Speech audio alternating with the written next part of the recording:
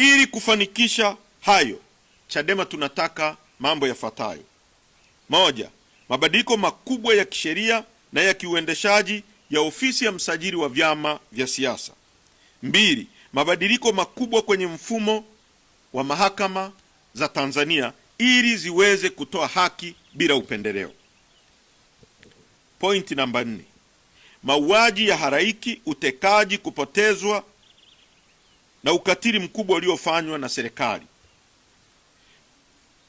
Baada na kabla ya kinachoitwa uchaguzi, Tanzania na dunia kwa ujumla ilishuhudia mambo yafuatayo: moja, mauaji ya halaiki ya zaidi ya watu 2000 na majeruhi zaidi ya 5000 kwa muda wa wiki moja tu. Kuongezeka kwa wakimbizi wa ndani na nje ya nchi. Tatu, utekaji na upotezaji wa mamia ya raia, abduction and enforced disappearance. Tano, mateso ya kikatili, ubakaji na mauaji ya kinyama yaliyotekelezwa na maafisa wa vyombo vya ulinzi na usalama.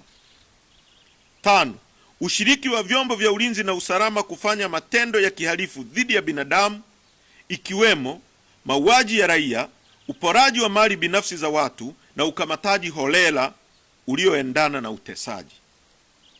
Sasa Chadema inataka kukomeshwa mara moja kwa operesheni zote za utekaji, mateso, mauaji na upotezaji wa raia.